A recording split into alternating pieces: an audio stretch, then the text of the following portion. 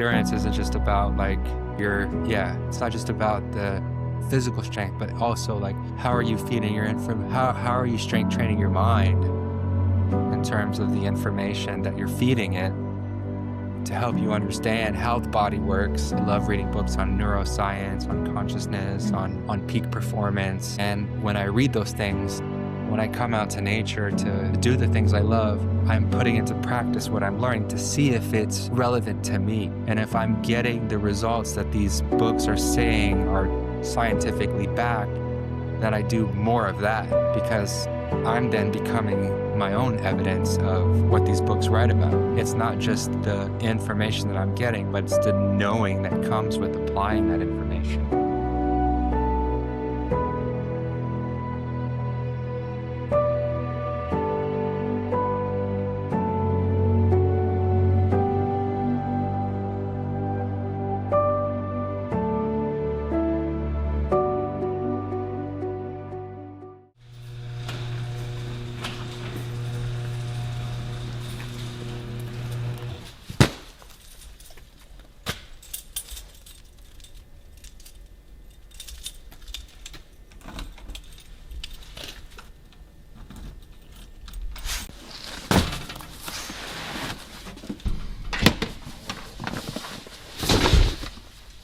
One of the reasons why I don't like having a fixed setup in the truck, with like cabinets and a sink, and I don't like having a built-out system, is because I want the flexibility to pack my truck in the way that I'm going to use it that weekend.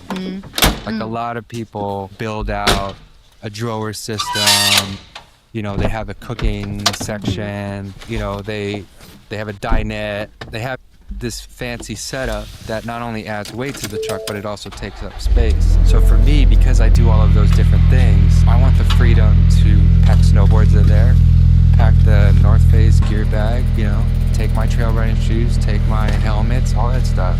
But I think the important thing here is that you need to at least know what gear you need, right? I get the fact that you can just get out there and start, but if you get out there and start and don't have the right gear, you're gonna have a miserable time. It can either be a learning experience, like, oh, I didn't spend my money in the right way, or I'm just not coming back.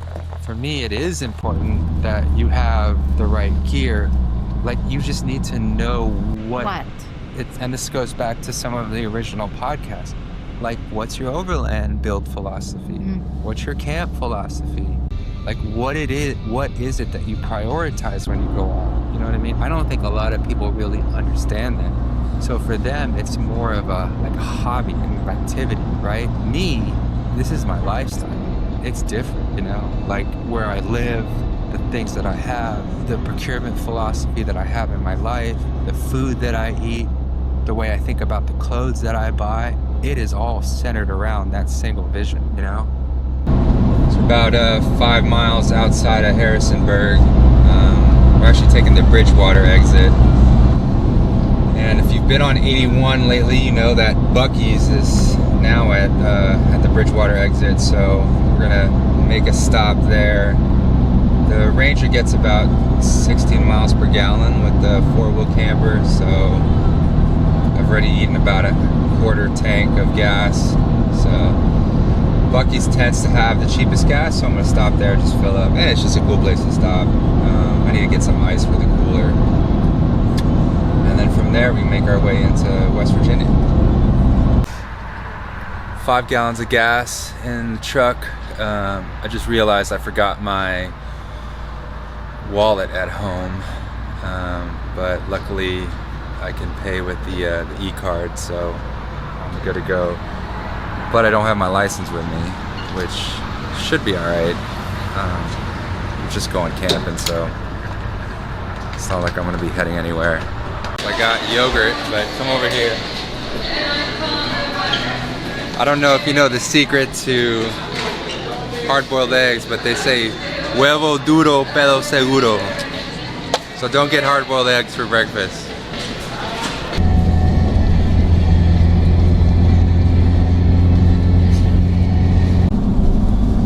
Well, we're here in Bridgewater. It's about 5 minutes to 8 o'clock.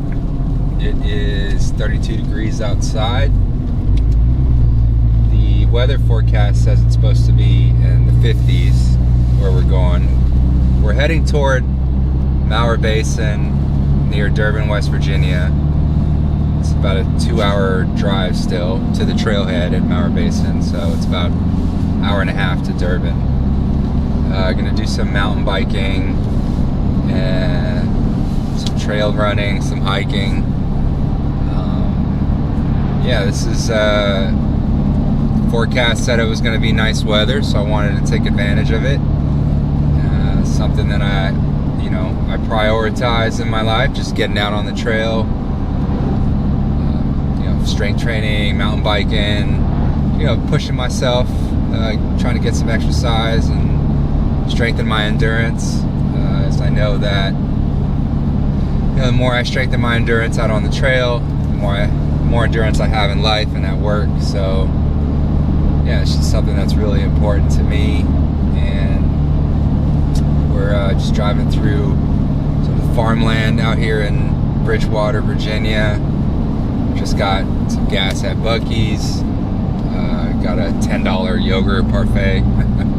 but yeah, once we get to Durban, we'll stop, get some coffee, and then head into the trailhead.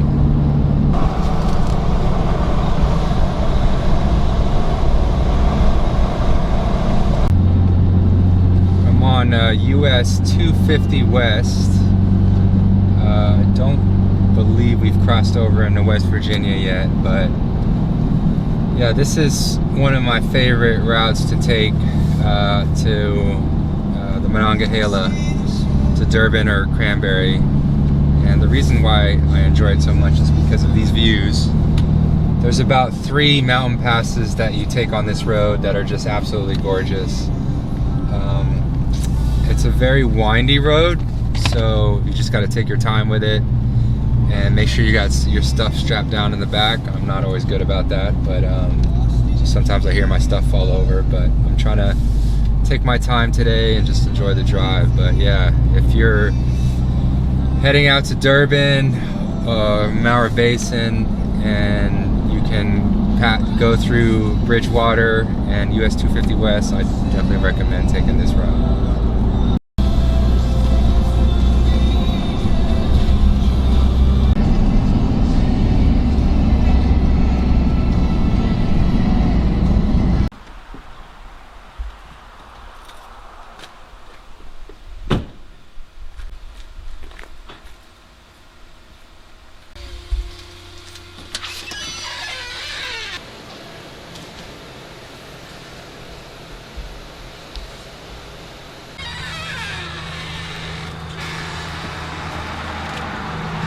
We're here in Durban.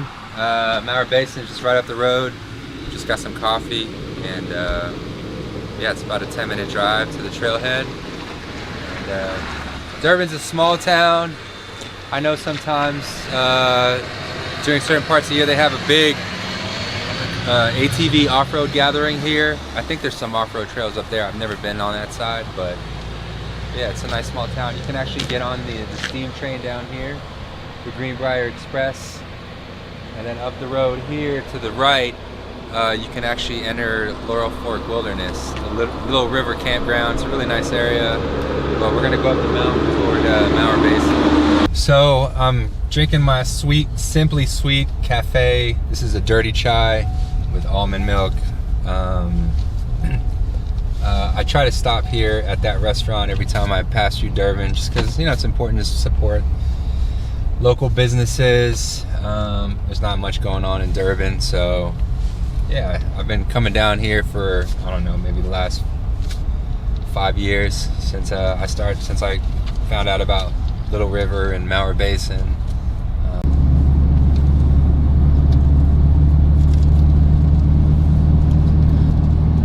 So good.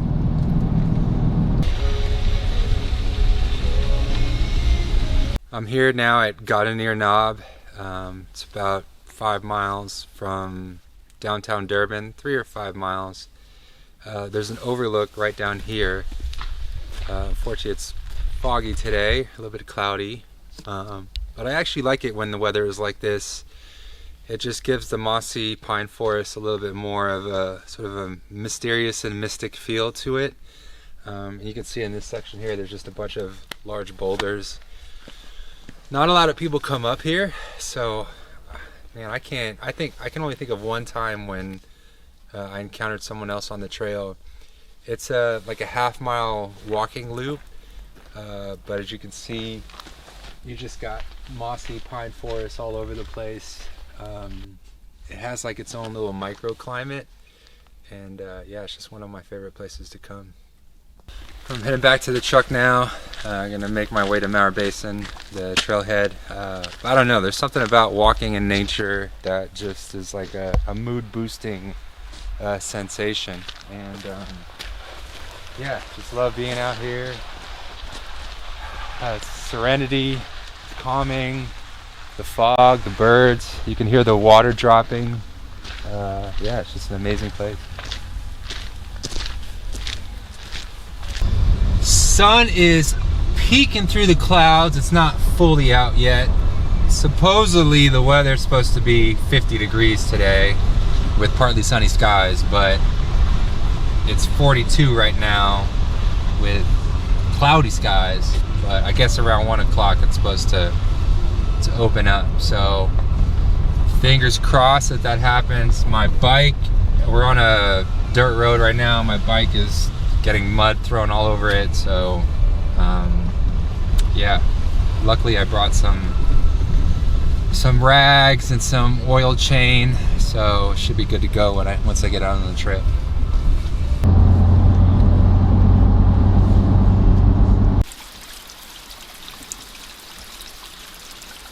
I'm just filling up some spring water.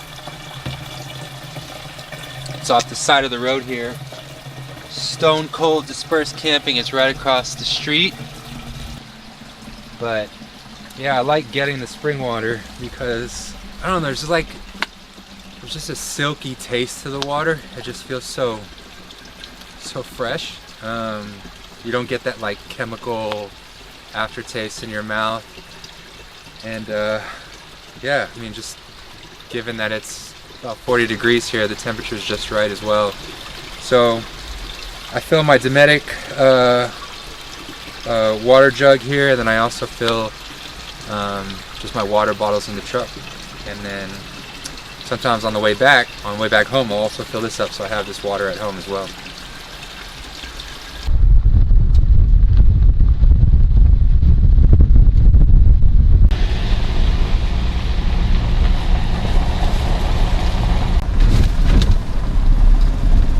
Right now I'm looking for a camp spot. I usually go to the same one. There's a few spots here that I know people like camping at.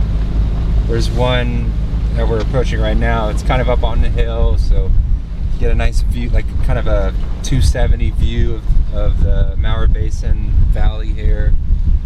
There's another spot that's down, you know, further nearer the entrance. I think it's like spot 12 or 13. Let's see what this number is. I always forget. This is, okay, so this is Camp 13, so that one must be Camp 12. That's another popular one. But I like camping over by the trailhead, just as easy access on my mountain bike. Should be getting there here in a little bit.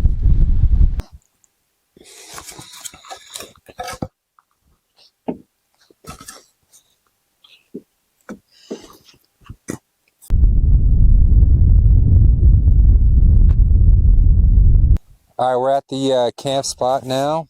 I brought some firewood with me. Well, we found it at the Gardenier Knob picnic area, so we grabbed it. It was a little bit wet, so I've just placed it out here to dry. We've got some good sunshine. Clouds are rolling in, but I'd say it's maybe about 44, 45 degrees, so hopefully it'll warm up a little bit more. But I'm going to take the bike off the rack, get set up, have some lunch, and then hit the trails here.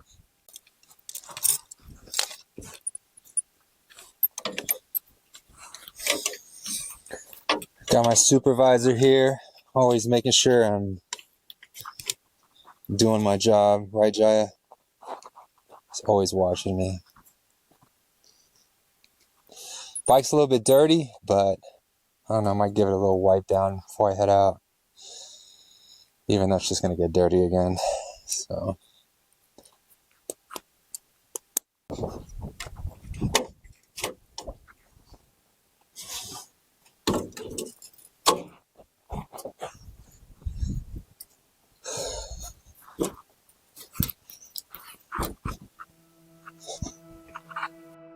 I don't have the same strength and stamina and endurance I had to place more attention and emphasis on the food that I was putting in my body, because I was noticing that as I got older, I wasn't recovering as fast, but I still wanted to get outside and do these hard things, right? And that, back in like 2000 and when was it? Probably like 2019, I started to explore this idea of getting rid of red meat. And then I slowly got rid of red meat. And then suddenly my body I stopped eating chicken. And then now I went full vegetarian. And by going full vegetarian, I also started to stop drinking any alcohol, right? I used to enjoy smoking cigars, but now as I've gotten older and I'm doing these things, and I've noticed how eating a full plant-based diet, no alcohol, no cigar, makes me feel really good. I can keep my focus stronger. I have a higher tolerance of pain because of all of that stuff that I've now seen, that I've now experimented with it, and I'm becoming the evidence that, if you sleep 8 hours a day, you eat healthy, you have no alcohol, you don't smoke any cigars. Again, this goes back to like the coherence and alignment in my life, where everything is connected back to I want to be outside on the trail.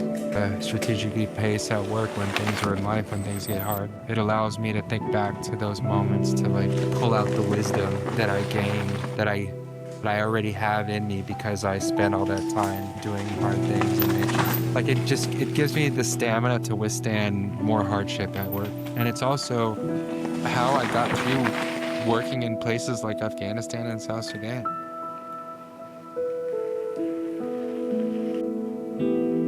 Yeah, the banister effect is really about, we set limits on ourselves of what human potential can actually achieve. And then once someone does the impossible, suddenly people follow, can do the once impossible thing. So the banister effect is about that, showing others that it's about widening the path for others to follow, to do the impossible thing, because we have said no human can run under a 4-minute mile. So we put that limitation on ourselves, and then once somebody does it, suddenly everyone else can do it. So the banister effect is about showing ourselves through endurance that when we do the hard thing, that opens us up to doing more hard things, because we've shown that we can endure. We've shown ourselves that we can endure through the pain of what it takes to finish and complete things, and we do more hard things. All right, I'm back from my mountain bike ride. It's about a 5-mile loop around Hawk Ridge Trail out here in Mower Basin. I don't know, it's about like 40 degrees right now. The sun is setting on the other side of the mountain there. It was a good ride. It was the first time I did it in the cold. The ground was pretty wet, still some snow on the ground, so I was being a little bit cautious on the trail. With mountain biking, you're just always focused on whatever's in front of you, having a good time. But yeah, now I'm sitting in front of the fire, just recovering from that bike ride and just relaxing. One of the things that I love about endurance sports are that you really learn strategic pacing and how to keep that reserve of energy in your tank, so that when you need it, you can push through at the end and complete the hard thing that you like doing. And then you find that you can continue to do more hard things. And so I think that was one of the things I wanted to try to do on this trip, was to see if I could come out and mountain bike in the cold weather like this, especially when you know that you have less sun to deal with, and it gets dark pretty early. So, but yeah, it was just a good time. And now I'm just gonna kind of warm up here and then make some dinner and call it an early evening. When I come out to places like Mower Basin, I'm in nature's playground. The wild gives me everything I need to practice endurance, especially in the cold, where effort, intention, and planning matter more. Modern life keeps us in comfort, with temperature-controlled rooms, instant gratification, and constant distraction. Don't get me wrong, comfort has its place, but too much of it dulls our confidence and creates a false sense of safety where small disruptions feel overwhelming. Out here, a hike, a run, or a loop on the bike brings you back to life, revealing how comfort carries its own kind of stress. In nature, there's only presence, and through perseverance, problems shrink and endurance grows. Endurance isn't just about grit or pushing harder. It's a full systems practice that involves breath, effort, nerves, muscles, and mindset, all working together over time. When the will to complete the hard thing outweighs the desire to quit, that's endurance, and it's strengthened through practice, challenge, and discomfort. You see, most limits we feel aren't true stop signs. They're warning signals from the body and brain. It has fatigue, breathlessness, pain, thirst, expectation, and even our own limiting beliefs. If you push yourself, you'll find that the body often has more capacity than the mind initially allows. Our own expectations shape performance. Something as simple as relaxing your breath, reframing discomfort, or shifting your focus can measurably expand your capacity to do hard things. That's why mindset matters as much as physiology. And discomfort isn't noise, it's information. It brings you into awareness and regulation. It points you toward what's necessary. When you let the body learn, record, and adapt, it develops the intelligence required for repeated peak performance. Endurance, in that sense, is learning to stay present, rewrite our past, and push through the pain even as the urge to stop grows louder. With training and time on the trail, we learn to read warning signals without panic so we can better regulate, adapt, and grow more resilient. That's why endurance on the trail carries into life, at work, in relationships, and even in the mundane. So get outside, move your body, and transmute discomfort into endurance. When you train this way, one step, one pedal stroke, one climb at a time, you discover you're far more capable of doing hard things than you ever imagined.